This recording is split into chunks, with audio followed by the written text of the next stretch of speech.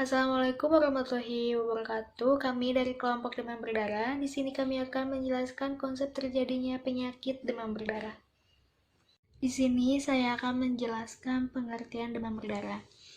Demam berdarah DNJ atau DBD merupakan penyakit yang banyak ditemukan di wilayah tropis dan subtropis, terutama Asia Tenggara, Amerika Tengah, dan Karibia. Host alami DBD yaitu manusia.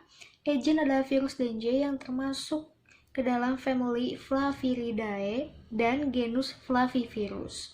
Terdiri dari 4 senotipe yaitu DEN1, DEN2, DEN3, dan DEN4 yang ditularkan ke manusia melalui gigitan nyamuk Aedes aegypti dan Albopictus yang terdapat hampir di pelosok Indonesia.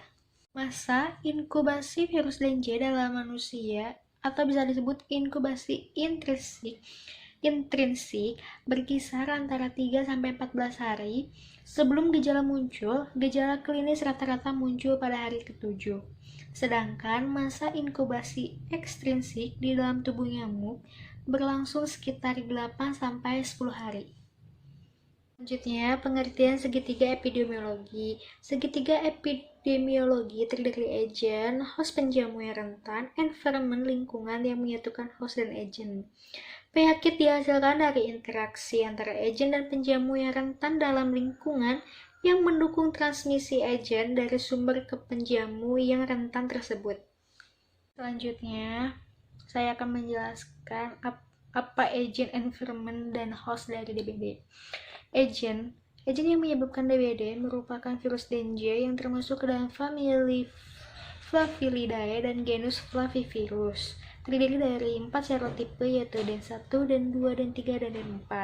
Agent yang menularkan penyakit DBD yaitu nyamuk Aedes aegypti. Selanjutnya, environment. Lingkungan yang mempengaruhi seperti cuaca panas ke hujan secara bergantian, maka nyamuk DBD berkembang biak di tempat yang ada air menggenang. Berdasarkan lingkungan fisik, kepadatan penduduk, semakin padat penghuninya akan lebih tinggi frekuensinya terkena DBD. Dan budaya masyarakat yang suka menampung air untuk keperluan rumah tangga. Selanjutnya, host. Usia yang rentan terkena DBD yaitu usia kurang dari 15 tahun. Berdasarkan jenis kelamin, DBD dapat menyerang perempuan maupun laki-laki. Berdasarkan imunitas tubuh, anak-anak lebih rentan terkena DBD karena disebabkan oleh imunitas yang relatif rendah dibandingkan dengan orang dewasa.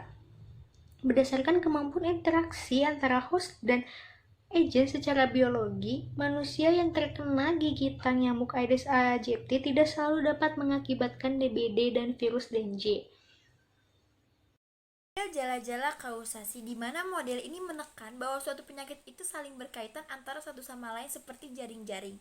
Nah, sehingga jika kita ingin memberhentikan suatu penyakit tersebut, maka kita tuh harus memutuskan salah satu rantainya.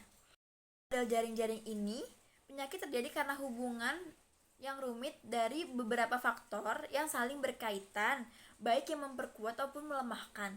Dalam model ini tidak dikenal penyebab utama atau tunggal. Dalam kondisi bagaimanapun, penyakit terjadi karena adanya rangkaian sebab muasabab yang panjang. Jaring sebab akibat demam berdarah itu ada 4 macam. Yang pertama ada genangan air, lingkungan, pola hidup yang tidak sehat, dan cuaca. Dan dari 4 ini tuh mereka saling berhubungan, di mana isinya itu karena kurangnya kesadaran masyarakat, karenanya masyarakat yang banyak sekali menumpuk barang-barang bekas. Yang kedua ada sanitasi yang buruk, kondisi yang kumuh, ekonomi yang rendah, dan pengetahuan masyarakat yang kurang. Dan itu semua saling berkaitan sehingga menjadi jaring-jaring sebab akibat demam berdarah.